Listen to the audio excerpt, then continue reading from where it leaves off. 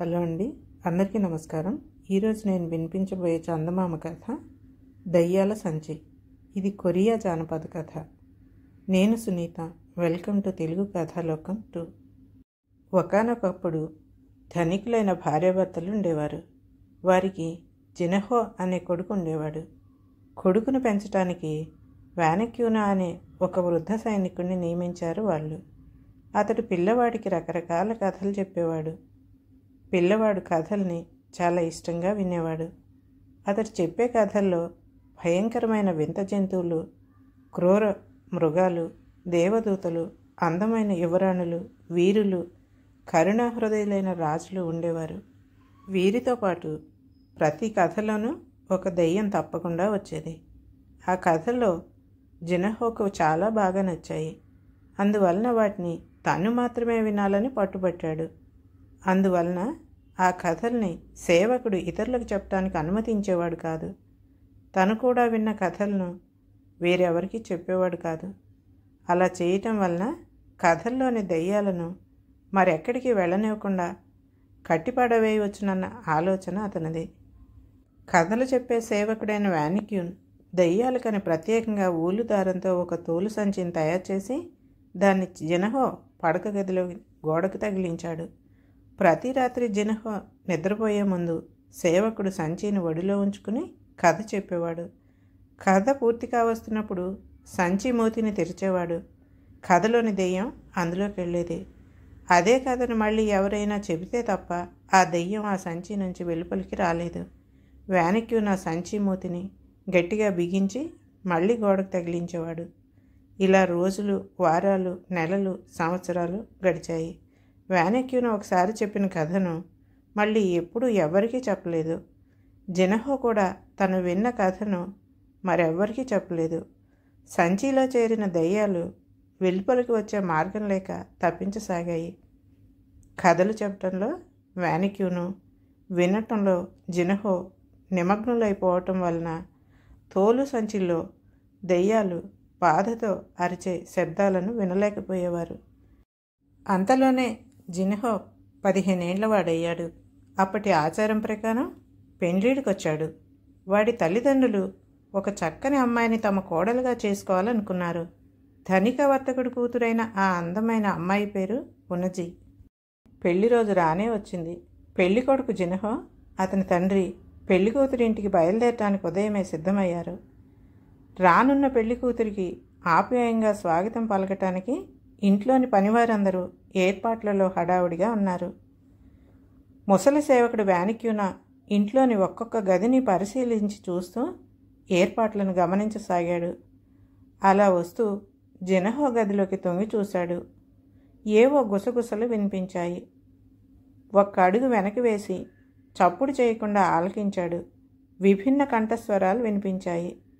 ఎవరూ లేని చోట ఇన్ని కంఠస్వరాలు ఎలా వచ్చాయా అన్న ఆశ్చర్యంతో గదిలోకి వెళ్ళాడు. అతని చూపులు తోలు సంచి మీద పడ్డాయి. అది అటు ఇటు కదులుతోంది. ఆ సంచిలో నుంచే గుసగుసలు వినిపించాయన్న సంగతి అతడు గ్రహించాడు. అవి దెయ్యాల మాటలని గ్రహించగానే అతడు పిల్లిలా అడుగులో అడుగు వేసుకుంటూ వెళ్ళి సంచికి చెవులానించి గుసగుసలు విన్నాడు. కుర్రవాడికి ఈరోజు పెళ్లి కాబోతోంది.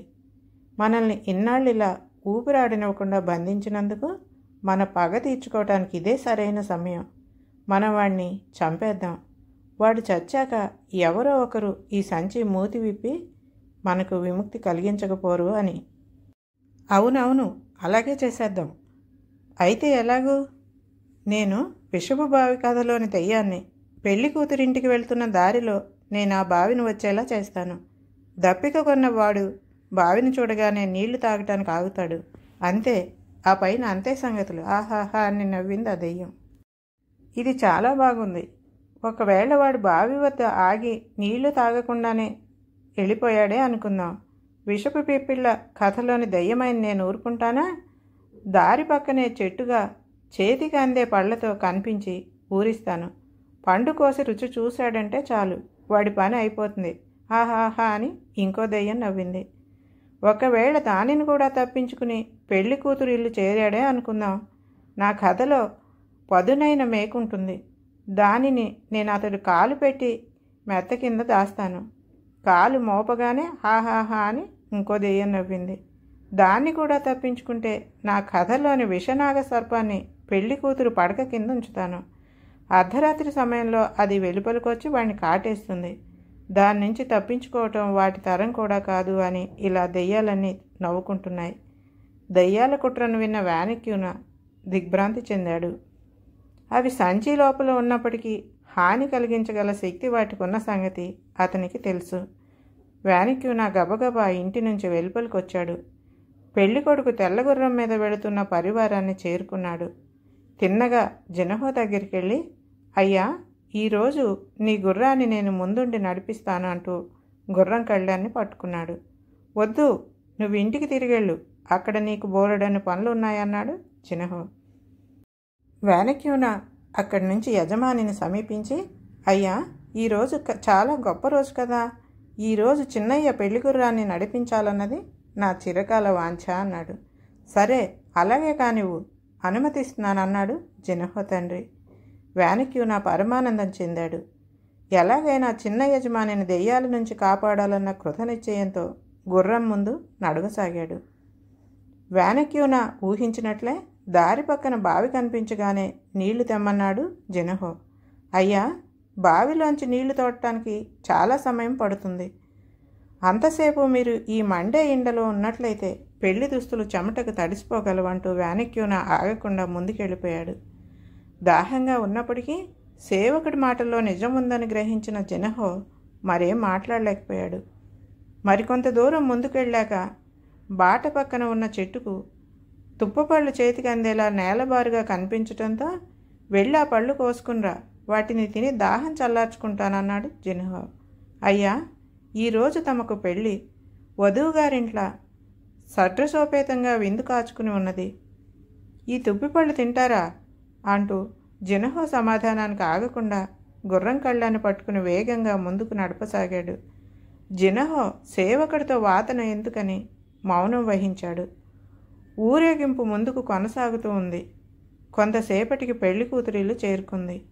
పెళ్లి కొడుకు గుర్రం మీద నుంచి కిందికి కాలు మోపి దిగటానికి వీలుగా ఇద్దరు సేవకులు చిన్న మెత్తను తెచ్చి వేశారు.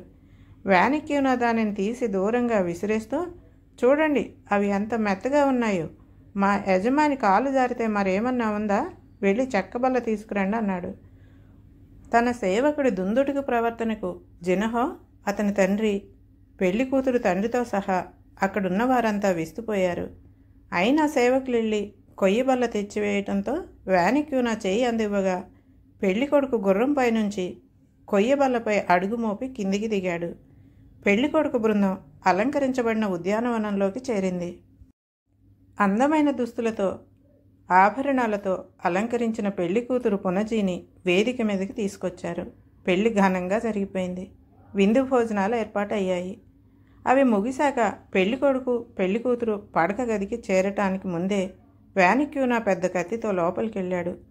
పడక మీద పట్టుపరుపును తొలగించి వాటి కింద దాక్కుని ఉన్న సర్పాన్ని తెగ నరికాడు. అంతలో అందరూ అక్కడికి చేరారు.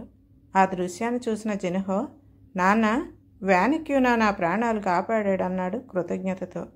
మర్నాడు జినహో పెళ్లి కూతుర్ని వెంట పెట్టుకుని తన పరివారంతో స్వగృహానికి తిరిగొచ్చాడు. విందు జరుగుతున్నంత సమయంలో వానిక్యూనా జినహోను సమీపించి నిన్నటి తన వింత ప్రవర్తనకు గల కారణాన్ని, సంచిలోని దెయ్యాల గురించి చెప్పాడు.